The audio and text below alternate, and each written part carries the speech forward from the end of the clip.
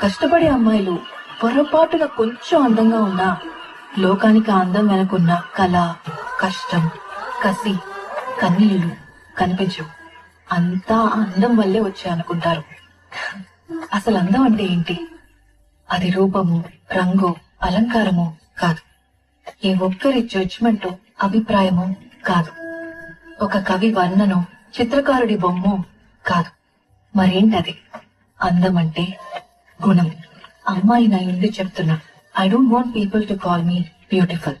దాని బదులు నీది కష్టపడే తత్వం, నీలో కరుణ ఉంది, నీకు ధైర్యం ఎక్కువ, నువ్వు తెలివైన దానివంటే నాకు సంతోషం. Address us by our qualities. MS Subbulakshmi అంటే భక్తి, అందం కాదు.